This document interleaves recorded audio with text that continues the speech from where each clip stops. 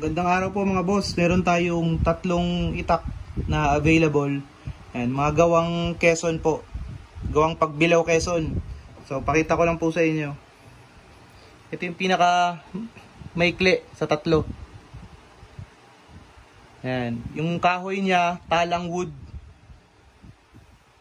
Ayan siya, kulay itim.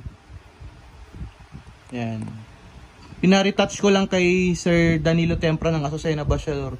Dinala natin sa kanya para pakinisin yung kahoy tsaka yung mismong talim. Ayan, talang wood yung scabbard pati yung handle nya. Ayan. Tapos nakapin. Buksan natin. Yung blade profile nya tinari.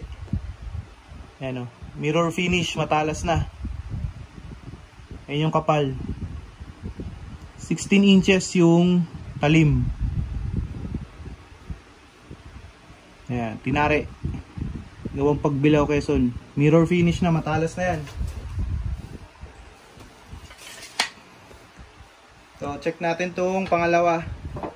Ito 18 inches naman yung talim niya. Ayan, same lang ng materials na ginamit. Ayan, talang wood. Naka-epoxy yan tapos naka-remache. May suksukan na yan, may belt loop siya. Brass yung ferrule tsaka handguard. Mas mahaba ito eh. 18 inches yung pinakatalim niya. Yun yung handle niya. Talang wood din, kahoy din siya. Ayun yung kapal. Ayan, matatalas na lahat to mga boss. Gawang Pagbilao Quezon. Nung nakuha ko kasi siya, medyo magaspang yung yung kahoy niya. Hindi ko pinalagyan ng barnis.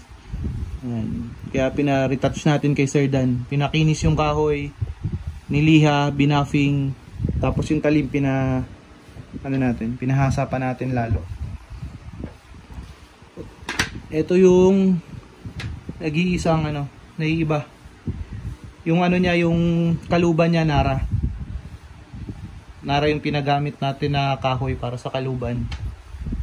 Yan, pang collection ko to pero kung may interesado sa inyo, yan, pwede rin. Yung ferrule niya brass, tapos talang wood din yung kahoy. Yan, belt loop. 17 inches yung yung talim nito. 17 inches.